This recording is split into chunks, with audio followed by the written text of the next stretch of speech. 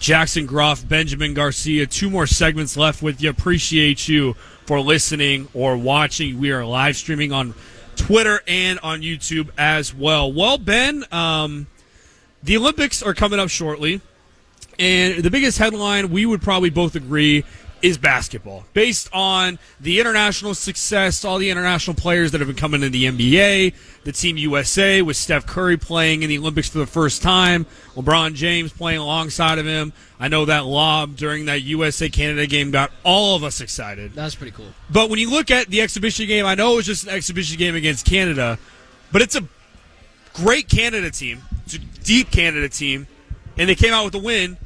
In like, what was it, a week of practice with all of those guys? What was your biggest takeaway from that USA-Canada exhibition just about a couple nights ago? And my biggest takeaway from that Canada-USA game is just plain simply the rest of the world can't touch us.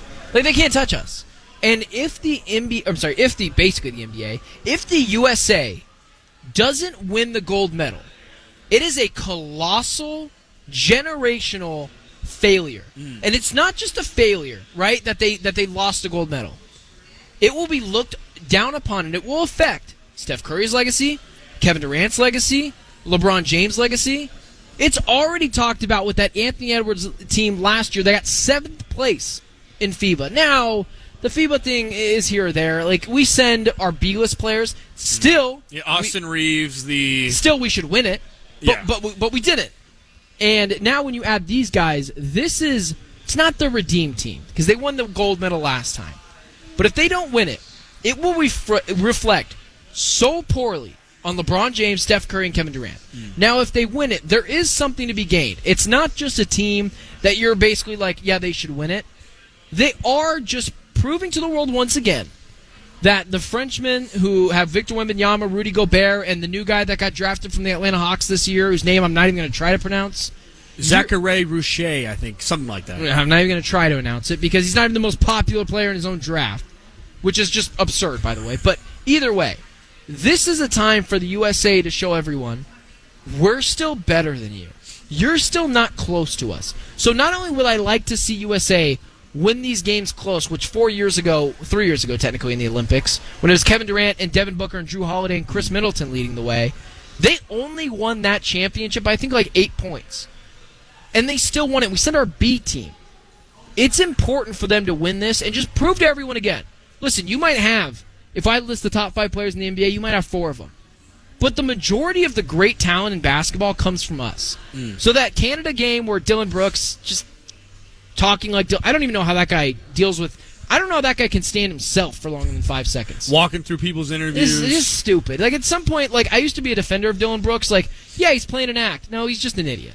And so with Dylan Brooks saying this team's got to play defense and then just completely shut them down defensively, Canada is easily the second best team. France is probably third. And the fact, I know it's an exhibition game, they kind of manhandled them for 2.5 quarters because that first quarter was a little dicey. It is still very impressive that the USA still has such a stronghold on the sport of basketball that is increasingly becoming more global. Your thoughts? Yeah, and I think they had a terrible start against a Canada team, and I think for Canada's perspective, I think they're a good team. Like you said, second best team. They were struggling shooting-wise. They only had, I think, 20% from 3, 7 of 33, and the U.S. were 7 of 23 as well. So getting familiar with the FIBA ball, getting familiar with the roles, and as well as playing with other players alongside of them. I think Canada, next time these two teams play, Canada will be a lot better. But on the other side, the Team USA will be a lot better, too. And I liked how Steve Kerr played his team early. You know, obviously Devin Booker, LeBron, Embiid, Curry, and Drew were the starting group. But around mid-first quarter, getting that first group out and completely having a different second group run by Anthony Edwards, I think was a great move by him. You saw Edwards run the point and get active early, as well as, you know, some spacing with AD alongside Jason Tatum and Halliburton and stuff like that too. But I really do like the 2-unit group that they have there. It's gonna be interesting to see when they merge those two together in terms of how they want to rotate. Yeah. But I think what we've heard from all these players is, you know, they don't really care about the stats. Besides Anthony Edwards, he wants to get his stats. He wants to be the number one guy. But alongside all these other guys like Devin Booker and Steph Curry, they just want to win the gold medal. They understand everyone's going to be the number one player on their respected team, but all together as a unit, like you said, it's spot on. No one can touch the USA if they're all playing as a cohesive unit. Yeah, people that will there's a lot of Devin Booker haters out there, which is fine. It means he's a great player. But there's a lot of people out there that are like, why isn't Anthony Edwards starting over him? That's ridiculous. Well, just break it down like this. Who is going to be the focal point of this team? LeBron James. LeBron James is still at 38 years old, which is why he's the greatest player of all time, I might add, that he's still going to be the focal point of this team. What does LeBron James work well with? Shooters. Joel Embiid can shoot the ball, although in FIBA, big man isn't really going to be shooting the ball. Yeah, can we that was my other big takeaway. Can we have Joel Embiid and Anthony Davis not shoot threes, please? Yeah, we have no big men shoot. You don't need to shoot threes on this team. Continue. Well, it's just the focal point of this offense is going to be LeBron James. It's still going to run through LeBron. Now, is he going to have the most points? No. Is he going to have the most assists? Probably, because LeBron James has shown he can be the best facilitator in the NBA if he really needs to be. And he works with shooters. So what did Steve Kerr roll out there? Steph Curry, Devin Booker, Drew Holiday, who could shoot the corner ball pretty freaking well. 3-and-D guy. And then Joel Embiid, who can shoot the three ball fine, although it probably doesn't work. I'd agree with you. I'd maybe switch that up. So when people are like, why isn't Anthony Edwards starting? This is not a team in which we're assembling the best 5 players and putting them out there. That's not how it works. It's why Canada was up on us early. Canada, this is the same exact team that played together last year. They've played together before. It took a quarter and a half for this team to realize it's not a starting 5. Think of it as hockey. It's 2 lines. It's 2 units. When that line is done and needs a break, they're going to bring in the new guys, led by Anthony Edwards. That is the new starting lineup coming off the bench. And it's a whole different level of 5 guys that work better together. It's not about who's better than who. I promise you, if it mattered who was more deserving and who was better than who, Drew Holiday would be off this team and Jaylen Brown would be on. But you're building a roster.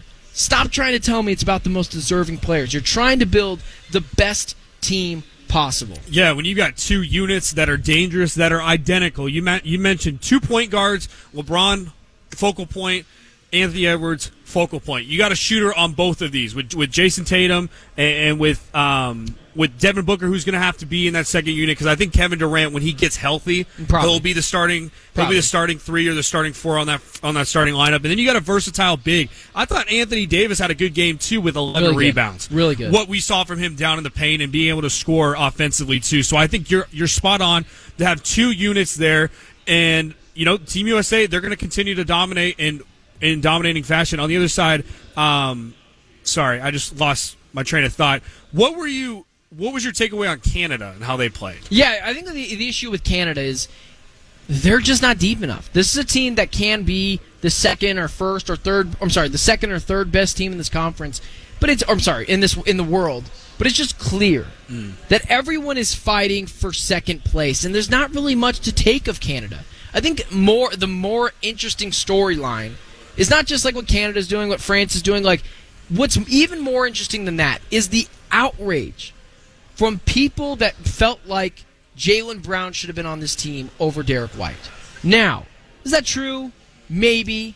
But they already proved that they're not taking the best players. Who do you think should have taken that last spot? Derek White, Jaylen Brown, or a guy that I believe should have taken it? I think Derek White's deserving of it. Obviously Jaylen Brown's a better player than Derek White, and could you add another scorer? Sure. But again, there's so many scorers on this team. Maybe you need to add more defenders.